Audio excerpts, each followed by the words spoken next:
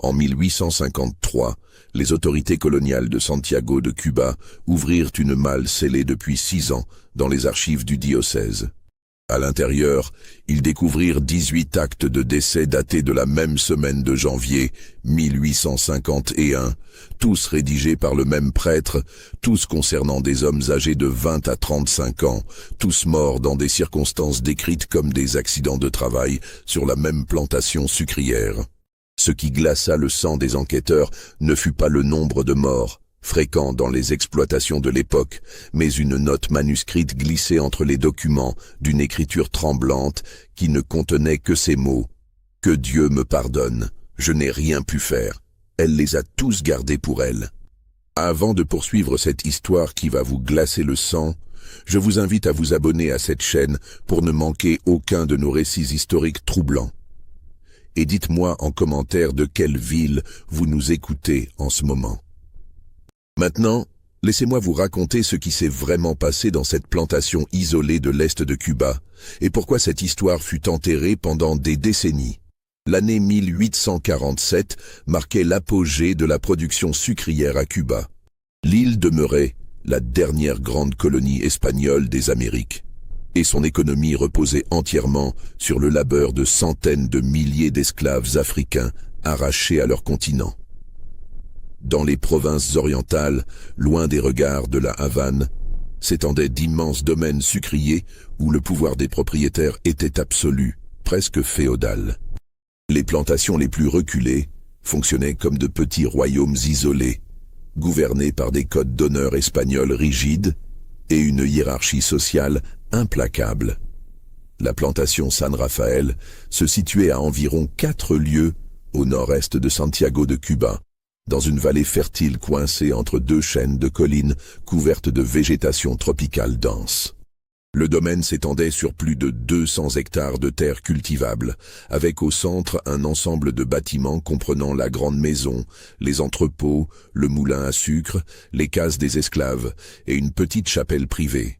Un chemin de terre rouge, souvent impraticable pendant la saison des pluies, reliait la plantation à la ville la plus proche, un trajet qui prenait une journée entière à cheval. La région vivait selon les règles strictes de la société coloniale espagnole. Les femmes blanches, particulièrement les veuves, devaient observer une réclusion presque monastique et une conduite irréprochable. Toute transgression des codes moraux entraînait un ostracisme social immédiat et définitif. Le rôle d'une veuve de bonne famille consistait à gérer ses biens avec discrétion, sous la supervision d'un tuteur masculin, et à mener une existence effacée consacrée à la prière et à la mémoire de son défunt époux. L'idée qu'une femme puisse exercer un pouvoir direct sur des hommes, esclaves ou non, heurtait profondément les sensibilités de l'époque. Don Rodrigo Valverde avait acquis San Rafael en 1838. Originaire d'une famille de commerçants enrichis de Séville, il avait traversé l'Atlantique avec l'ambition de bâtir un empire sucrier. Homme austère et méthodique, il gérait sa plantation avec une efficacité froide, mais sans cruauté excessive, selon les standards de l'époque. Il employait un contremaître mulâtre nommé Vicente pour superviser le travail quotidien et un comptable créole pour tenir les registres. Sa réputation était celle d'un homme juste mais distant qui entretenait peu de relations sociales au-delà des nécessités commerciales. En 1843, lors d'un de ses rares séjours à Santiago, Rodrigo avait épousé Inés Salazar, fille cadette d'une famille noble appauvrie. Elle avait 19 ans, lui en avait 42. Le mariage, arrangé par les familles, répondait aux besoins de chacun. Rodrigo cherchait une épouse de bonne naissance pour asseoir sa position sociale, et les Salazar espéraient une alliance avec un homme riche, même si sa fortune venait du commerce et non du sang. Inès était décrite par ses contemporains comme une jeune femme d'une beauté troublante, mais d'une nature réservée, presque mélancolique. Grande et mince, avec des cheveux noirs qui cascadaient jusqu'à sa taille et des yeux d'un vert inhabituel, elle possédait une présence qui ne passait pas inaperçue, malgré sa discrétion affectée. Après le mariage, Inès quitta la maison familiale de Santiago pour s'installer à San Rafael. Les premiers mois furent marqués par un isolement pesant. La plantation, situé dans cette vallée reculée, offrait peu de distractions. Les visites étaient rares, se limitant aux prêtres qui venaient célébrer la messe une fois par mois et à quelques propriétaires voisins lors d'occasions spéciales. Rodrigo passait ses journées à superviser les opérations, laissant Inès dans la grande maison avec les esclaves domestiques pour seule compagnie. La grande maison de San Rafael reflétait les ambitions de Rodrigo. Construite en pierre blanchie à la chaux, elle s'élevait sur 2 niveaux avec une large véranda courant sur toute la façade. L'architecture mêlait le style colonial espagnol traditionnel et quelques touches de modernité importées d'Europe. Les pièces, spacieuses, étaient meublées avec un certain luxe, des tables en acajou massif, des fauteuils capitonnés de velours, des miroirs importés de France, des candélabres en argent. Au premier étage se trouvaient les chambres privées, dont celle du couple, vaste et lumineuse, donnant sur les champs de canne à sucre qui s'étendaient à perte de vue. Les esclaves de San Rafael formaient une communauté d'environ 60 personnes, la plupart d'origine africaine, amenées à Cuba par les réseaux de traite qui continuaient clandestinement malgré les interdictions officielles.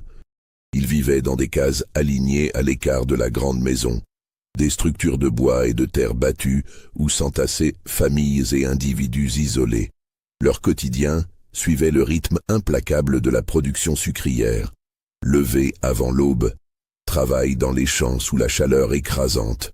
Retour au crépuscule pour un maigre repas, puis sommeil épuisé avant que le cycle ne reprenne. Parmi ces esclaves, 18 étaient des hommes jeunes, dans la force de l'âge, acquis par Rodrigo au cours des 5 dernières années. Il avait une préférence pour les hommes robustes, capables de supporter les travaux les plus pénibles, couper la canne, transporter les charges, faire fonctionner le moulin. Certains venaient directement d'Afrique et parlaient à peine l'espagnol. D'autres étaient nés à Cuba et comprenaient parfaitement les codes de la société qui les opprimait. Leurs noms avaient été hispanisés lors de leur acquisition. Manuel, Diego, Tomás, Rafael, Santiago, Pedro, Miguel, Francisco, Antonio, Luis, Carlos, Fernando, Andrés, Mateo, Pablo, Sébastien, Domingo et Joaquín. Rodrigo tenait un registre méticuleux de ses esclaves, notant leur âge, leur provenance, leurs compétences et leur état de santé. Ce registre, qui sera retrouvé plus tard, révèle une attention particulière portée à ces 18 hommes. Il les avait payés plus cher que la moyenne, choisissant spécifiquement des individus sans famille sur place, sans attache, qui pourraient compliquer leur gestion. Cette particularité, qui semblait logique d'un point de vue purement économique, prendrait une dimension sinistre à la lumière des événements à venir. La vie à San Rafael suivait son cours monotone jusqu'en août 1847. Rodrigo, toujours soucieux d'améliorer son rendement, avait entrepris l'expansion de ses champs de canne vers le nord de la propriété. Le travail était éreintant. Il fallait d'abord défricher la jungle dense, arracher les racines, niveler le terrain, puis planter les jeunes cannes. Les hommes travaillaient du lever au coucher du soleil, sous la surveillance de Vicente qui faisait claquer son fouet, plus pour intimider que pour punir. Inès, de son côté, vivait recluse dans la grande maison. Elle apparaissait parfois sur la véranda, observant les champs d'un regard vide. Les esclaves domestiques qui la servaient la décrivaient comme une présence fantomatique, parlant peu, souriant rarement, passant ses journées à lire, broder ou fixer l'horizon. Sa relation avec Rodrigo semblait formelle, dénuée de chaleur. Ils prenaient leur repas ensemble dans un silence pesant, lui parlant de ses comptes et de ses projets, elle acquiesçant poliment sans manifester d'intérêt réel. Le 23 août 1847, Rodrigo Valverde se rendit à Santiago pour régler des affaires commerciales et acheter des outils agricoles.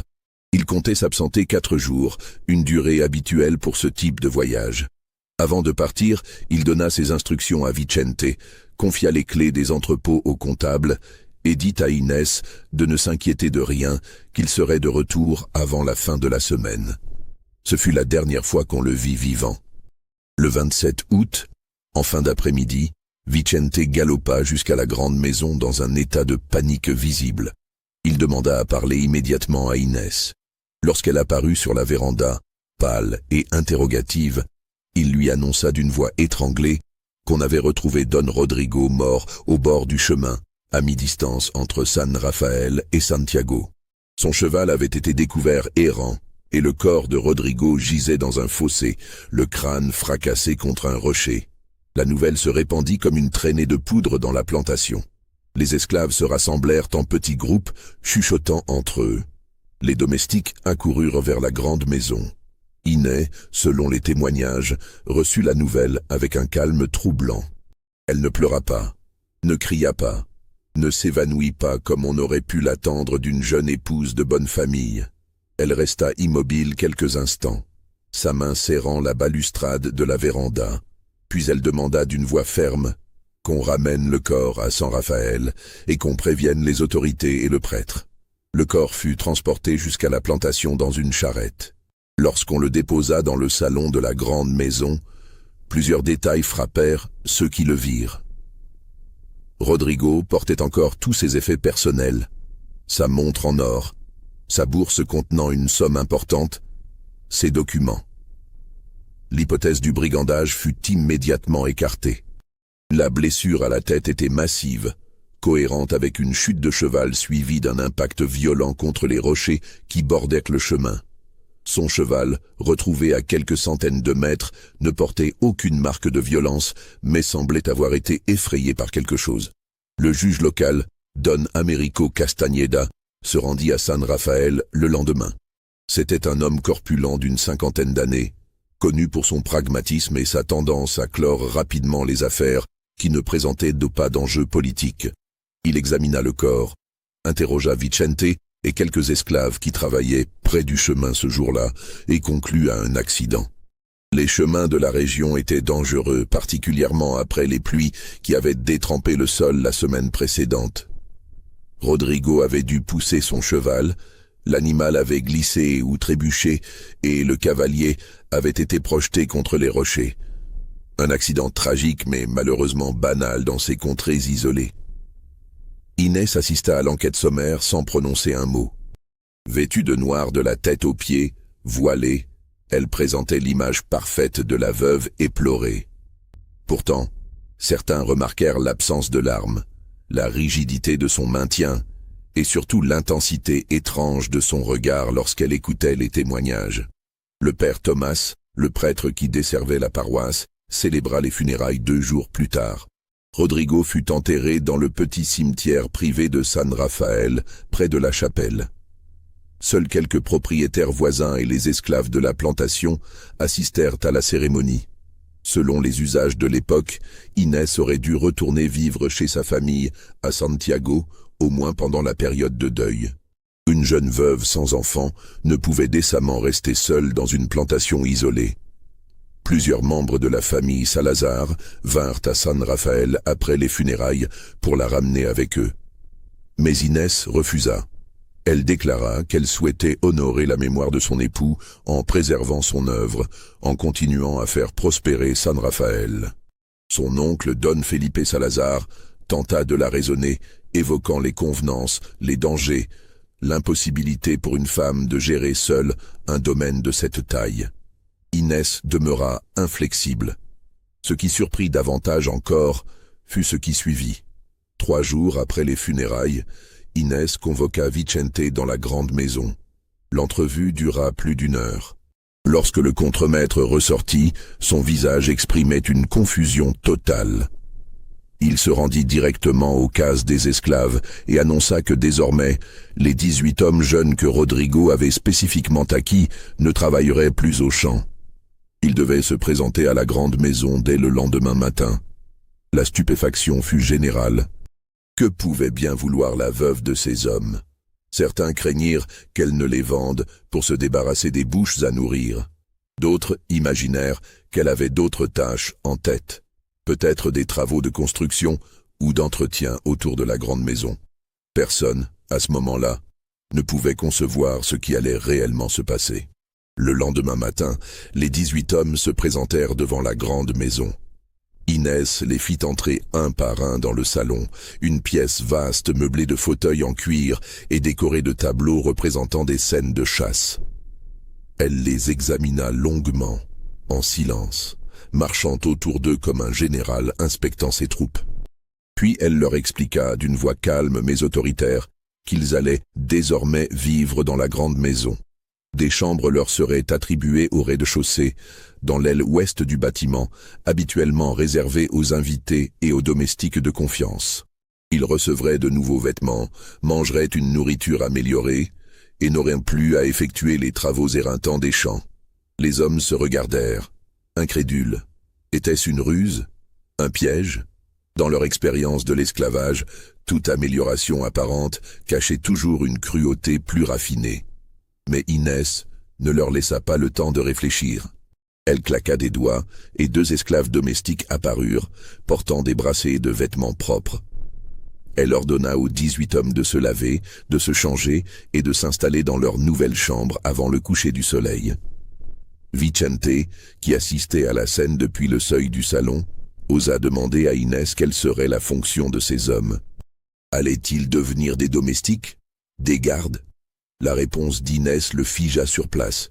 Elle se tourna vers lui et avec un sourire qui ne montait pas jusqu'à ses yeux, elle déclara « Leur fonction est de me tenir compagnie. Une veuve ne devrait pas vivre seule dans une maison aussi grande. Vous continuerez à superviser les autres esclaves au champ, Vicente. Ces 18 hommes relèvent désormais de mon autorité exclusive. Vous n'avez aucune raison de vous préoccuper d'eux. » Ce fut le premier signe que quelque chose d'anormal se tramait à San Rafael. Vicente, homme d'expérience qui avait passé toute sa vie dans les plantations, sentit un frisson glacé lui parcourir l'échine. Il connaissait les codes, les hiérarchies, les règles tacites qui gouvernaient ces mondes clos. Et ce que venait d'annoncer Inès transgressait toutes ces règles. Une femme blanche, de surcroît veuve et de bonne famille, ne pouvait pas s'entourer d'hommes esclaves de cette manière. C'était impensable, scandaleux, contraire à toutes les convenances. Mais il se tut. Qui était-il pour défier la maîtresse de San Rafael? Les semaines qui suivirent virent San Rafael se transformer en un lieu étrange, presque irréel. Les 18 hommes emménagèrent dans l'aile ouest de la grande maison, chacun recevant une chambre individuelle. Un luxe inimaginable pour des esclaves habitués à dormir entassés dans des cases communes. Les chambres, bien que modestes par rapport aux standards des propriétaires blancs, disposaient d'un vrai lit avec matelas, d'une commode, d'une bassine pour se laver, et même de petites fenêtres donnant sur les jardins intérieurs. Inès fit confectionner pour eux des vêtements de meilleure qualité que les haillons habituels des esclaves des champs. Des chemises en coton blanc, des pantalons de toile résistantes mais propres, des chaussures de cuir. Elle ordonna qu'on leur serve 3 repas par jour, non pas les restes et la bouillie de maïs distribués aux autres esclaves, mais de la vraie nourriture, du porc, du poulet, du riz, des haricots, des fruits frais. Les 18 hommes, après des semaines de ce régime, commencèrent à reprendre des forces, à perdre la maigreur et l'épuisement qui marquaient habituellement les esclaves de plantation. Mais ces améliorations matérielles avaient un prix, et ce prix devint rapidement évident pour les observateurs extérieurs. Inès exigeait leur présence constante. Ils devaient se tenir à sa disposition jour et nuit. Le matin, certains l'accompagnaient lors de ses promenades dans les jardins.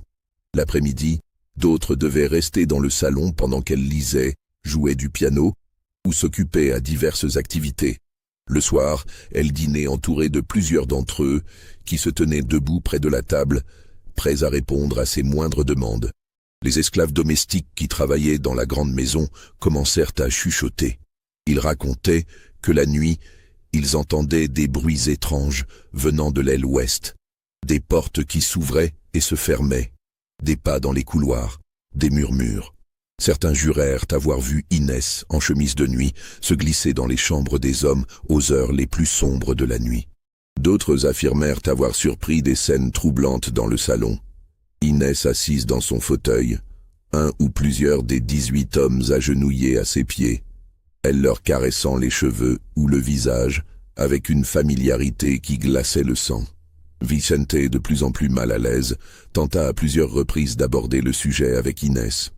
Mais chaque fois qu'il approchait de la grande maison avec l'intention de lui parler, il se heurtait à un mur invisible.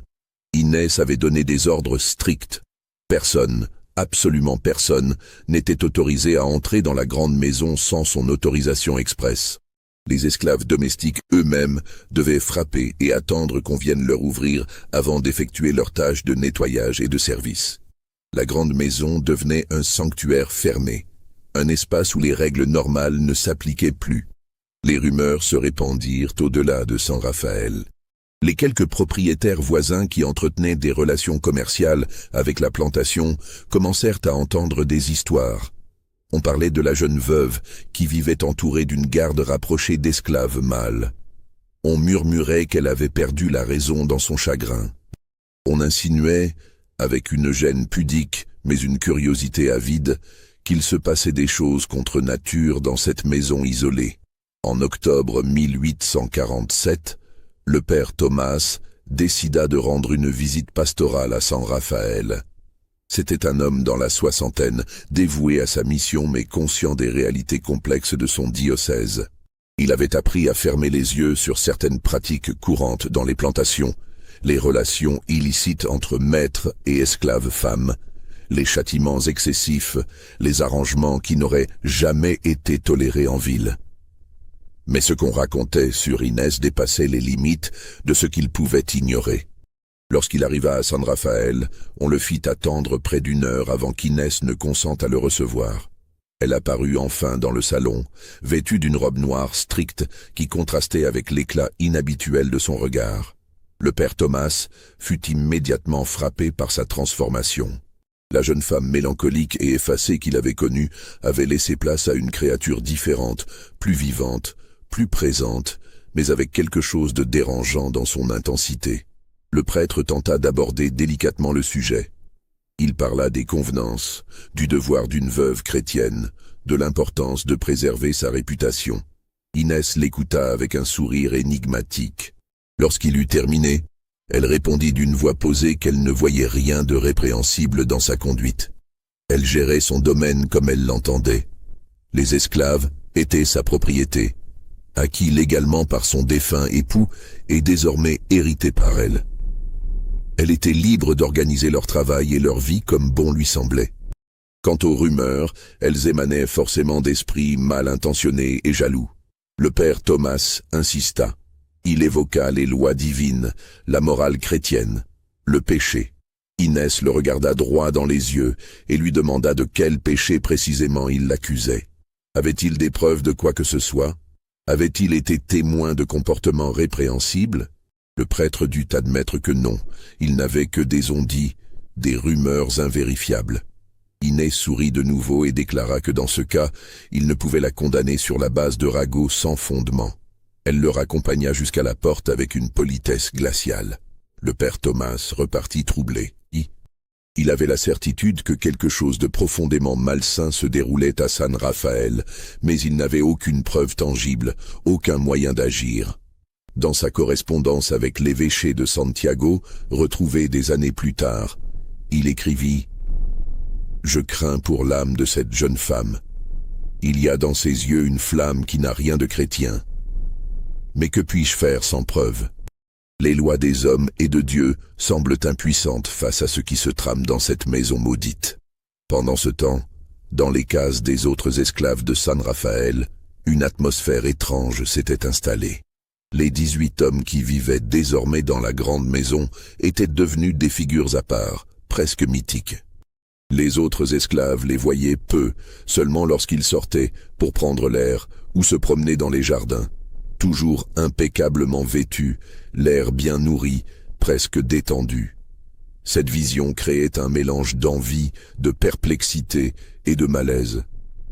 Certains esclaves plus anciens tentèrent de parler avec les 18, de comprendre ce qui se passait réellement dans la grande maison. Mais ces derniers restaient évasifs. Ils affirmaient que tout allait bien, qu'ils étaient bien traités, qu'ils devaient simplement se tenir à disposition de la maîtresse pour diverses tâches domestiques. Quand on insistait, quand on leur demandait pourquoi ils semblaient si nerveux, Pourquoi il ne souriait jamais vraiment?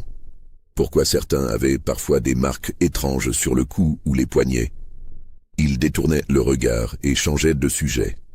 La vérité, que personne ne pouvait encore articuler clairement, était que San Rafael était devenu le théâtre d'une inversion de pouvoir si radicale, si contraire à l'ordre social établi, qu'elle en devenait presque impensable. Dans une société où les femmes blanches étaient censées être des créatures fragiles et pures, où les hommes noirs n'étaient que des outils de travail, Inès avait créé un monde à son image, un monde où elle exerçait un pouvoir absolu sur ces 18 corps masculins qu'elle avait retirés des champs pour les garder auprès d'elle. En novembre 1847, Don Felipe Salazar, oncle d'Inès, décida de prendre les choses en main. Les rumeurs qui circulaient à Santiago devenaient trop insistantes pour être ignorées. L'honneur de la famille Salazar était en jeu. Il se rendit à San Rafael accompagné de son fils aîné, Don Rodrigo Salazar, jeune homme de 25 ans fraîchement diplômé en droit de l'université de Séville. Leur arrivée souleva un certain émoi dans la plantation. Vicente les accueillit avec soulagement, espérant que la présence de membres masculins de la famille remettrait de l'ordre dans la situation. Les deux hommes furent introduits dans le salon de la grande maison où Inès les attendait, assise dans un fauteuil haut, vêtue d'une robe de velours noir qui accentuait sa pâleur et l'intensité de son regard vert. La conversation commença avec les politesses d'usage, mais Don Felipe en vint rapidement au fait. Il évoqua les rumeurs, l'inquiétude de la famille, la nécessité pour Inès de rentrer à Santiago où elle serait protégée et où l'on pourrait veiller sur elle convenablement. Inès écouta sans broncher. Lorsque son oncle eut terminé, elle répondit avec une fermeté qui les surprit tous deux. Elle déclara qu'elle était majeure, veuve et propriétaire légitime de San Rafael. Les lois espagnoles, en vigueur à Cuba, lui donnaient le droit de gérer ses biens comme elle l'entendait. Elle n'avait commis aucun crime, enfreint aucune loi. Les rumeurs n'étaient que les fantasmes d'esprits oisifs. Si sa famille souhaitait la déshériter ou rompre les liens avec elle, c'était leur droit, mais elle ne quitterait pas San Rafael.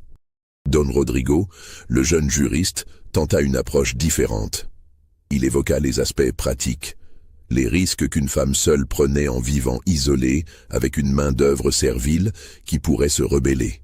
Il suggéra qu'au minimum, elle devrait engager un administrateur masculin pour superviser les opérations de la plantation. Inès balaya l'argument d'un geste de la main. Vicente s'occupait parfaitement de la gestion des champs, elle-même supervisait le reste. Aucun administrateur n'était nécessaire. Ce qui glaça vraiment les deux hommes fut ce qui se produisit ensuite. Inès claqua des doigts, et 4 des 18 hommes entrèrent dans le salon. Ils étaient grands, musclés, impeccablement habillés. Ils se placèrent derrière le fauteuil d'Inès, silencieux, leurs regards fixés sur les visiteurs avec une intensité dérangeante. Inès expliqua, avec un sourire qui ressemblait à une provocation, que ces hommes constituaient sa garde personnelle, toujours prêts à assurer sa sécurité. Don Felipe et son fils comprirent le message. Ils n'étaient pas les bienvenus. Les Salazar repartirent furieux et humiliés. Dans les jours qui suivirent, Don Felipe consulta plusieurs juristes de Santiago pour explorer les possibilités légales de forcer Inès à quitter San Rafael ou de lui retirer la gestion de ses biens. Mais les réponses furent décevantes. Tant qu'Inès ne commettait pas d'actes ouvertement criminels ou ne tombait pas dans une folie manifeste qui justifierait une mise sous tutelle, elle était légalement dans son droit. La loi protégeait la propriété, même lorsque le propriétaire était une femme, même lorsqu'elle l'utilisait de manière scandaleuse. La frustration de la famille poussa Don Felipe à une démarche plus radicale. Il rencontra le gouverneur de Santiago de Cuba, Don Luis de Peñalver, pour exposer la situation. C'était un pari risqué car cela revenait à rendre public le scandale familial, mais Don Felipe espérait que l'autorité coloniale interviendrait au nom de la morale publique. Le gouverneur écouta avec intérêt. C'était un homme politique pragmatique, plus préoccupé par la stabilité de la colonie et les revenus fiscaux que par les scandales domestiques. Il promit d'envoyer un de ses assistants enquêter discrètement sur San Rafael. Cet assistant, un fonctionnaire colonial nommé Don Sebastián Ortega, arriva à la plantation début décembre 1847. Don Sebastián était un homme méticuleux, habitué aux enquêtes discrètes sur les plantations de la région. Il avait vu bien des choses au cours de sa carrière, des maîtres cruels qui torturaient leurs esclaves, des complots de rébellion, des détournements massifs, de la contrebande. Il pensait avoir tout vu, mais San Rafael allait le déstabiliser profondément. Il arriva sans prévenir, ce qui lui permit d'observer la plantation sans que tout soit soigneusement mis en scène. Ce qu'il vit dans les premiers instants confirma certaines rumeurs. La grande maison semblait vivre selon des règles différentes du reste de la plantation. Des esclaves bien habillés allaient et venaient, non pas avec l'empressement craintif habituel des serviteurs, mais avec une aisance presque déplacée. Vicente, qui l'interrogea d'abord, parut mal à l'aise, pesant chaque mot, manifestement tiraillé entre loyauté et désir de se confier. Lorsque Don Sebastián fut finalement reçu par Inès, il fut immédiatement frappé par son assurance. Elle ne manifesta aucune nervosité face à l'enquêteur du gouverneur. Au contraire, elle le reçut comme un invité ordinaire, lui offrit du café et des gâteaux et répondit à ses questions avec une franchise désarmante. Oui, elle avait retiré 18 esclaves du travail des champs. Non, ce n'était pas inhabituel. De nombreux propriétaires réservaient certains esclaves pour des tâches domestiques ou spécialisées. Oui, ils vivaient dans la grande maison, car elle avait besoin de personnel disponible à tout moment pour l'entretien de cette grande demeure. Quant aux rumeurs immorales, elles étaient le fruit d'imaginations malsaines. Don Sebastián demanda à visiter l'aile ouest, à rencontrer ses 18 hommes. Inès accepta sans hésitation. Elle le conduisit dans les chambres, toutes impeccablement rangées, puis rassembla les 18 hommes dans la cour intérieure. L'enquêteur les interrogea un par un, leur demandant s'ils étaient maltraités, s'ils subissaient des abus. Les réponses furent unanimes. Non, la maîtresse les traitait bien. Ils étaient nourris, logés. Ils n'avaient pas à se plaindre. Mais Don Sebastián, malgré son expérience, sentait que quelque chose clochait. Les réponses étaient trop uniformes, trop prudentes. Les regards des hommes fuyaient le sien. Il parlait d'une voix monocorde, comme s'il récitait un texte appris par cœur. Et surtout, il remarqua des détails troublants. Des marques sur les poignets de certains, comme s'ils avaient été attachés. Une nervosité palpable lorsqu'Inès s'approchait d'eux. Et cette façon qu'ils avaient de la regarder, mélange de peur, de fascination, et peut-être de quelque chose qui ressemblait à de la résignation. Si cette histoire vous glace le sang jusqu'à présent, mettez un pouce en l'air et dites-moi en commentaire ce que vous pensez qu'il se passe vraiment dans cette plantation. Mais je dois vous prévenir, ce qui va suivre est encore plus troublant. Don Sebastián repartit de San Rafael sans preuve concrète, mais avec une conviction profonde que quelque chose de profondément malsain se déroulait dans cette plantation. Dans son rapport au gouverneur, il écrivit « Je n'ai trouvé aucune preuve formelle d'abus ou de comportement criminel. » Cependant, l'atmosphère qui règne dans cette demeure est des plus malsaines. La veuve Valverde exerce sur ces hommes un pouvoir qui dépasse la simple relation maître-esclave. Il y a dans leurs yeux une résignation qui me rappelle moins les esclaves des champs que les prisonniers d'une geôle invisible. Malheureusement, sans témoignages explicites ou preuves matérielles, aucune action légale ne peut être entreprise. Le gouverneur, confronté à ce rapport ambigu, décida de ne pas intervenir. San Rafael continuait à payer ses taxes, ne présentait aucun risque de rébellion esclave qui aurait pu menacer la région, et ne violait aucune loi claire. Les mœurs privées d'une veuve riche, aussi scandaleuse soit-elle, ne relevaient pas de sa juridiction tant qu'aucun crime patent n'était commis. Il classa l'affaire, conseillant à la famille Salazar de régler cela en privé. Cette décision laissa Inès avec une liberté totale. Elle était désormais certaine que personne n'interviendrait, que San Rafael était devenu son royaume personnel, où elle pouvait exercer son pouvoir sans contrainte.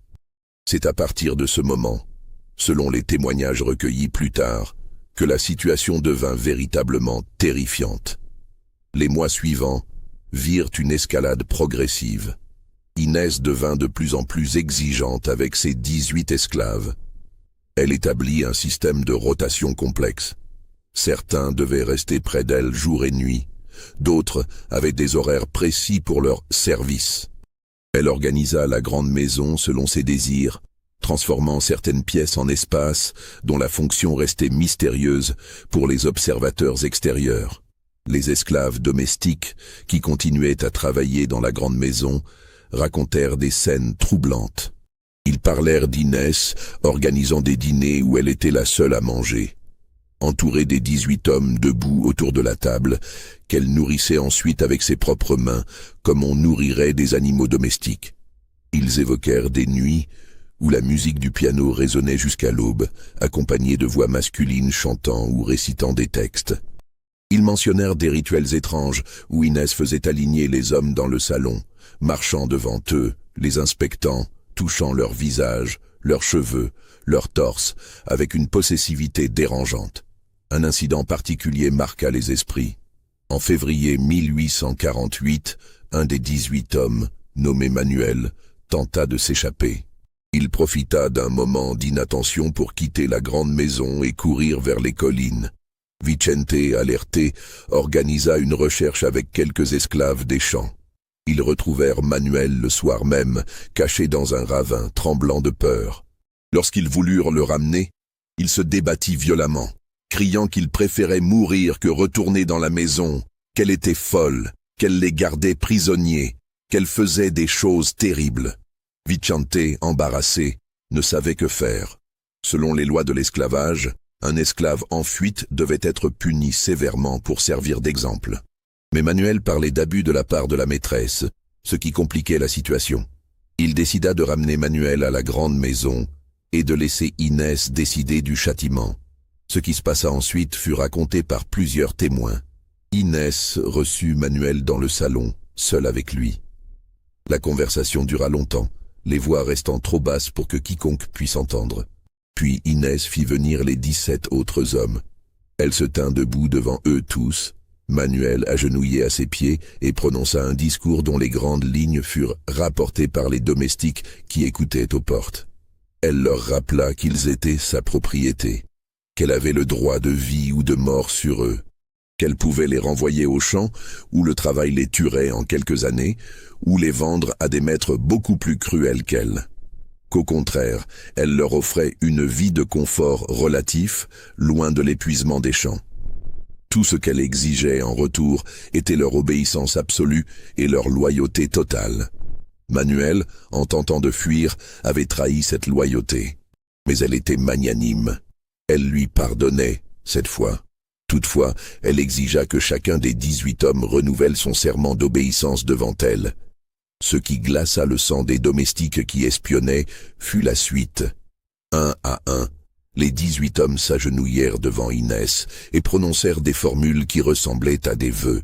Ils jurèrent de rester auprès d'elle, de ne jamais tenter de fuir, de répondre à tous ses désirs, de garder le silence sur tout ce qui se passait dans la grande maison. Et Inès, en réponse, posa sa main sur la tête de chacun, dans un geste qui évoquait autant la bénédiction que la possession. Après cet incident, Manuel ne tenta plus jamais de s'échapper. Mais ceux qui le virent dans les semaines suivantes remarquèrent un changement radical. L'homme vigoureux et rebelle était devenu une ombre brisée, marchant avec une déférence servile, le regard vide. Quelque chose en lui avait été cassé cette nuit-là dans le salon. Les saisons passèrent. San Rafael continuait à fonctionner. La canne à sucre poussait et était récoltée. Les revenus entraient. Vicente gérait les opérations avec compétence. Mais la grande maison restait un monde à part, impénétrable, gouverné par des règles incompréhensibles pour le monde extérieur. En juillet 1848, le père Thomas retourna à San Rafael pour célébrer la messe mensuelle dans la petite chapelle. Il fut frappé par l'apparence des 18 hommes qui assistaient à l'office. Ils semblaient physiquement en bonne santé, bien nourris, bien vêtus. Mais leur visage exprimait une résignation profonde, presque une absence. Ils priaient mécaniquement, sans ferveur, comme des automates. Le prêtre tenta de parler avec quelques-uns d'entre eux après la messe, mais ils se dérobèrent, prétextant que la maîtresse les attendait. Le père Thomas essaya une nouvelle fois de parler à Inès. Il fut reçu poliment mais froidement. Il évoqua le salut de son âme, les dangers de l'orgueil et de la domination excessive. Inès l'écouta avec un sourire amusé. Elle lui demanda si l'Église ne prêchait pas l'obéissance des esclaves à leur maître, si Dieu n'avait pas établi la hiérarchie sociale, si les femmes, même, ne devaient pas être soumises. Le prêtre, piégé par sa propre rhéologique, ne sut que répondre. Inès conclut en déclarant qu'elle ne faisait qu'exercer les droits que Dieu et les lois des hommes lui avaient conférés. Le père Thomas repartit avec le sentiment écrasant d'avoir échoué. Dans ses notes personnelles, il écrivit « Cette femme possède une intelligence redoutable et une absence totale de conscience morale. Elle a transformé les enseignements de l'Église en justification de ses propres perversions.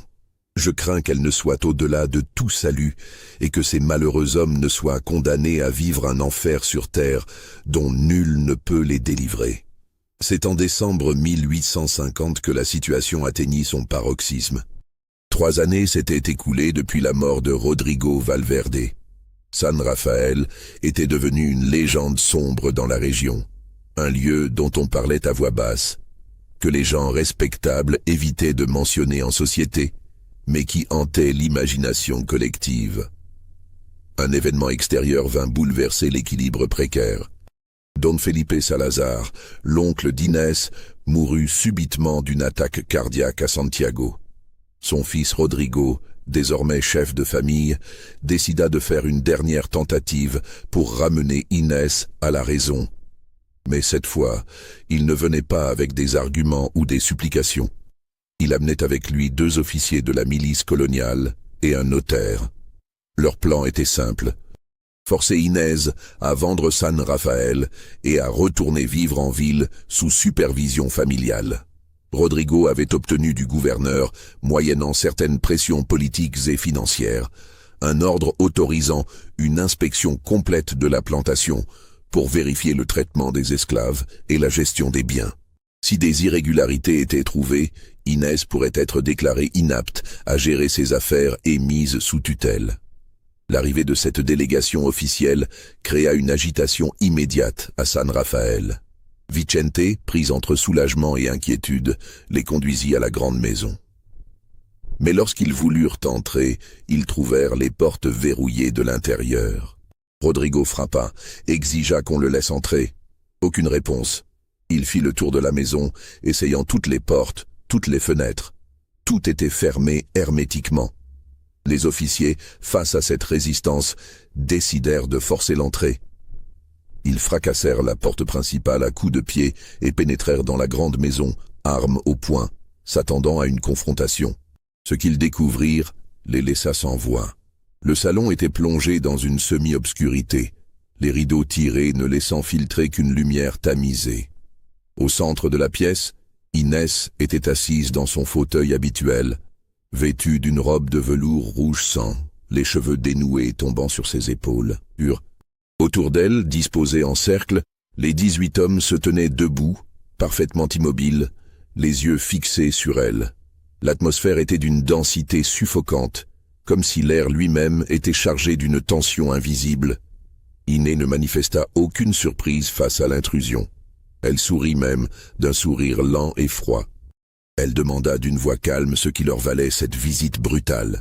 Rodrigo, reprenant contenance, brandit l'ordre du gouverneur et exigea une inspection complète de la propriété et un entretien avec tous les esclaves. Ce qui se produisit ensuite fut décrit de manière légèrement différente par les différents témoins, mais tous s'accordèrent sur l'essentiel. Inès se leva lentement de son fauteuil. Elle s'avança vers Rodrigo et les officiers, et avec une audace qui les stupéfia, elle déclara qu'ils pouvaient inspecter ce qu'ils voulaient, qu'ils ne trouveraient rien d'illégal. Les esclaves étaient bien traités, bien nourris, correctement logés. Elle n'enfreignait aucune loi. Quant à la moralité de ces arrangements privés, cela ne concernait personne. Rodrigo, furieux, ordonna aux officiers de rassembler les 18 hommes et de les interroger séparément. Mais lorsque les officiers s'approchèrent, les hommes ne bougèrent pas. Ils restèrent figés, les yeux toujours fixés sur Inès, comme s'ils attendaient un signal d'elle. Un des officiers, exaspéré, saisit le bras de Diego, un des esclaves, pour l'entraîner dehors. Diego résista passivement, son corps devenant soudain d'une rigidité totale. Ce fut le moment où Inès prononça une phrase qui glacerait le sang de tous les présents. « Ils ne vous suivront pas. Ils m'appartiennent d'une manière que vous ne pouvez comprendre. Vous pouvez les battre, les enchaîner, les torturer même. Ils ne parleront pas. Ils ne me trahiront jamais. » La certitude avec laquelle elle prononça ces mots, et surtout la réaction des 18 hommes qui acquiescèrent silencieusement, créa un malaise profond chez les intrus. Rodrigo, désemparé, ordonna une fouille complète de la maison. Les officiers et le notaire passèrent les heures suivantes à inspecter chaque pièce, chaque recoin, cherchant des preuves d'abus, de torture, de pratiques illégales. Ils trouvèrent des choses troublantes. Dans certaines chambres de l'aile ouest, des chaînes étaient fixées au mur, des lanières de cuir pendaient à des crochets. Des objets étranges, dont la fonction restait mystérieuse, étaient rangés dans des coffres. Mais rien qui constitue une preuve irréfutable selon les critères légaux de l'époque. Après tout, les maîtres avaient le droit de punir leurs esclaves, et les instruments de châtiment trouvés n'étaient pas plus cruels que ceux qu'on trouvait dans n'importe quelle plantation. Le notaire interrogea longuement les 18 hommes, un par un. Il leur demanda s'ils étaient maltraités, s'ils souhaitaient porter plainte contre leur maîtresse, s'ils désiraient être vendus à un autre propriétaire. Les réponses furent unanimes et dérangeantes dans leur uniformité. Non, ils n'étaient pas maltraités. Non, ils n'avaient pas de plainte à formuler. Non, ils ne souhaitaient pas être vendus. Ils voulaient rester à San Rafael avec leur maîtresse. Cette loyauté absolue, dans une situation qui semblait objectivement abusive, dérouta complètement les enquêteurs. Comment des hommes, même esclaves, pouvaient-ils défendre leur oppresseur de manière aussi totale? Quel pouvoir Inès exerçait-elle sur eux pour obtenir une telle soumission? Un des officiers, un homme endurci nommé Capitaine Vargas, tenta une approche différente. Il prit à part Manuel, celui qui avait tenté de s'échapper 2 ans plus tôt, et le confronta directement. Il lui dit qu'il connaissait l'histoire de sa tentative de fuite, que son témoignage pourrait libérer tous les autres. Manuel le regarda avec des yeux vides et répondit simplement « Je me suis trompé. Ma place est ici. La maîtresse a été bonne de me pardonner. » Le capitaine Vargas, frustré, haussa le ton. Il accusa Manuel de mentir par peur. Manuel secoua la tête et prononça une phrase énigmatique. « Vous ne comprenez pas. Elle nous a donné quelque chose que personne d'autre ne nous donnerait jamais. Elle nous a rendus indispensables. Dans les champs, nous n'étions que des bêtes de somme interchangeables. Ici, chacun de nous existe pour elle. Nous préférons cet enfer personnel à l'anonymat des champs. » Cette réponse troubla profondément le capitaine. Il y avait dans ces mots une vérité psychologique dérangeante qu'il ne savait comment interpréter. Était-ce une forme de syndrome de Stockholm avant l'heure? Une perversion de la relation maître-esclave poussée à son extrême? Ou quelque chose de plus complexe encore? En fin d'après-midi, épuisé et bredouille, Rodrigo et sa délégation se réunirent dans la cour pour délibérer. Le notaire pragmatique déclara qu'il n'avait aucune preuve légalement recevable. Les esclaves étaient en bonne santé physique, bien nourris, correctement logés. Ils affirmaient tous ne pas être maltraités et ne pas souhaiter changer de situation. Dans ces conditions, aucun tribunal ne déclarerait Inès inapte ou ne remettrait en cause sa gestion de San Rafael. Rodrigo, défait, dut accepter l'évidence. Ils étaient venus avec la certitude de trouver des preuves accablantes, et ils repartaient avec seulement une impression diffuse de malaise et de perversion morale, mais rien de juridiquement exploitable. Inès avait gagné. Avant de partir, Rodrigo affronta une dernière fois sa cousine. Debout face à face dans le salon maintenant éclairé par les dernières lueurs du jour, ils échangèrent des mots qui seraient rapportés plus tard. Rodrigo lui dit qu'elle était devenue un monstre, que l'isolement et le pouvoir absolu l'avaient corrompue. Inès répondit avec un calme glacial. « Tu te trompes, cousin. Je n'ai pas été corrompu par le pouvoir. J'ai simplement cessé de prétendre. Toutes les femmes de notre classe rêvent secrètement de ce que j'ai osé créer. Mais elles sont trop lâches pour briser les chaînes que la société leur impose. » Rodrigo repartit, sachant qu'il ne reviendrait jamais à San Rafael. Dans les semaines suivantes, la famille Salazar coupa officiellement tous les liens avec Inès. Son nom ne fut plus prononcé dans leur maison. Pour eux, elle était morte. Les mois qui suivirent cette confrontation furent les derniers de l'existence de San Rafael, tel qu'Inès l'avait façonné. Libérée de toute pression extérieure, sachant que plus personne n'interviendrait, Inès intensifia encore son contrôle sur ses 18 esclaves. La grande maison devint un lieu totalement coupé du monde, où plus aucun visiteur n'était admis. Ce qui se passa exactement durant ces derniers mois reste en grande partie mystérieux. Les esclaves des champs voyaient de moins en moins les 18 hommes de la grande maison. Parfois, tard dans la nuit, des bruits étranges s'échappaient des fenêtres closes. De la musique, des chants, des cris qui pouvaient être de plaisir ou de douleur. Vicente lui-même évitait désormais de s'approcher de la grande maison, se contentant de gérer les chants et d'accepter les ordres qu'Inès lui faisait transmettre par des domestiques. En janvier 1851, 3 ans exactement après la mort de Rodrigo Valverde, quelque chose se brisa. Le premier signe fut le silence.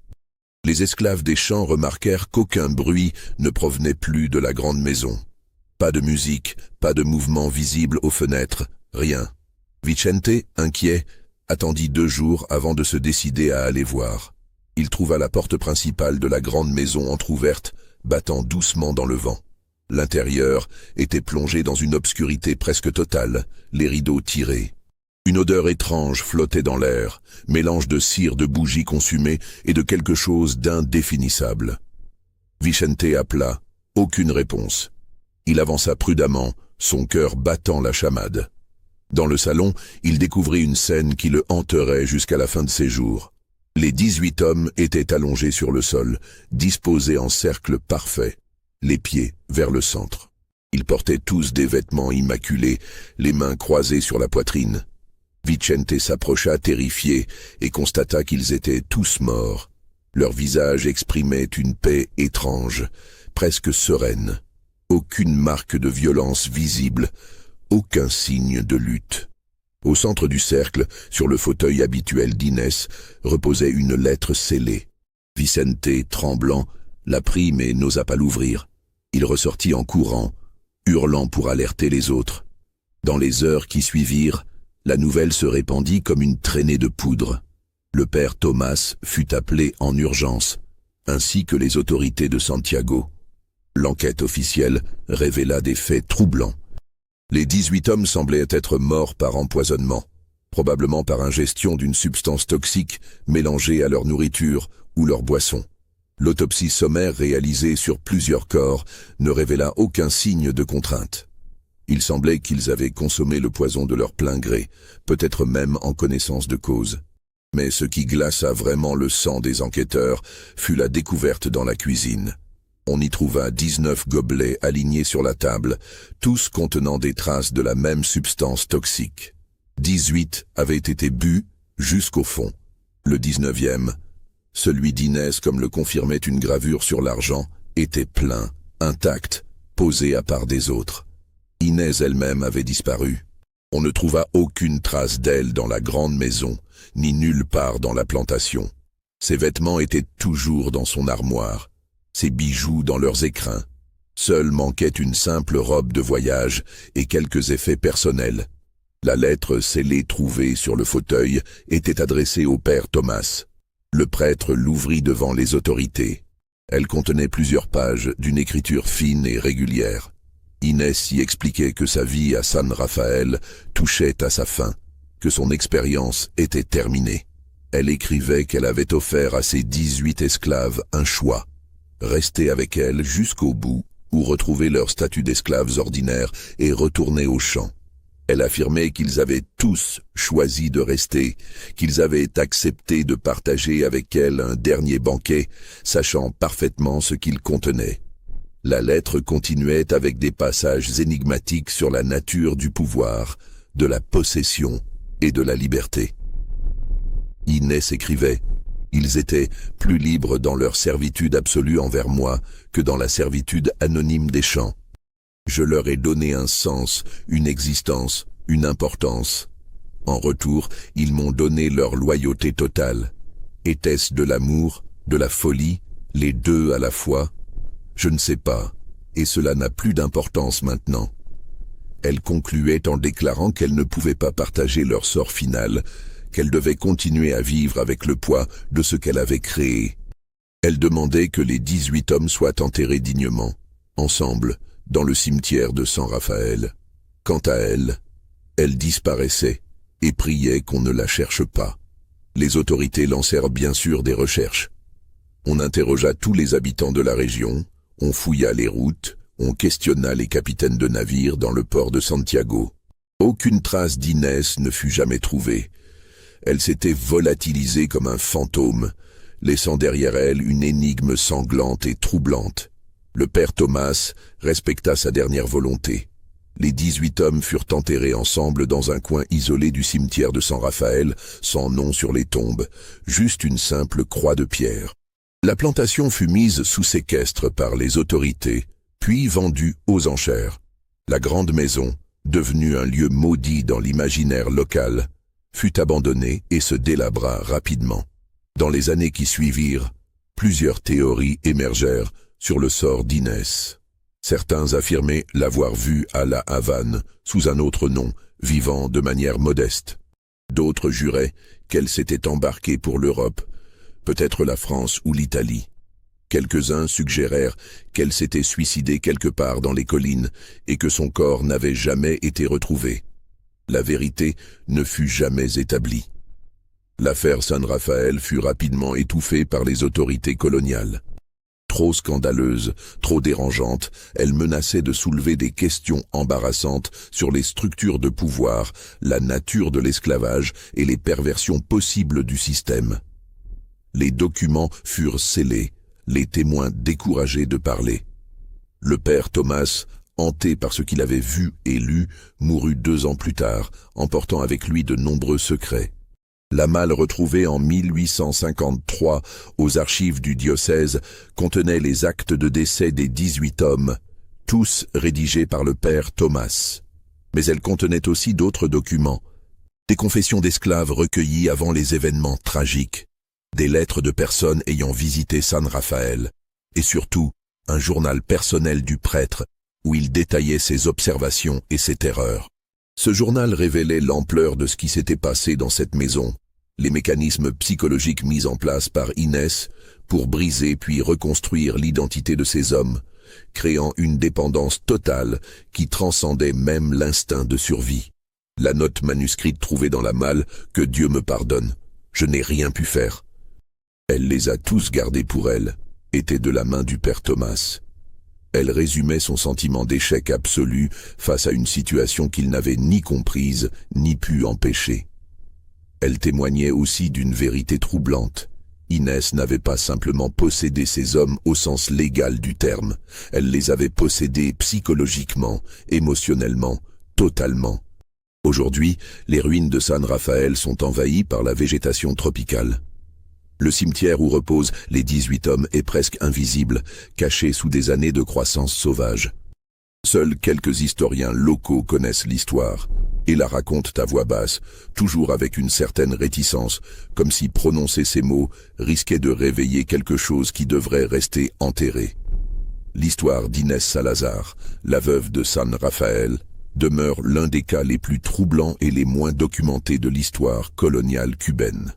Elle pose des questions dérangeantes sur la nature du pouvoir, les limites de la domination et les perversions possibles de l'isolement absolu.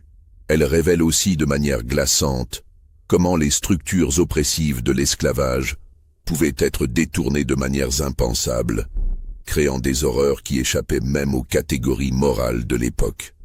Certains voient dans cette histoire un exemple extrême de la corruption que le pouvoir absolu engendre. D'autres y lisent une parabole sur la nature humaine et sa capacité à créer des enfers privés, même dans les systèmes déjà infernaux. Quelques-uns suggèrent qu'Inès était une femme profondément traumatisée qui avait trouvé dans son statut de propriétaire d'esclaves un moyen de compenser les oppressions qu'elle-même subissait en tant que femme dans une société patriarcale rigide.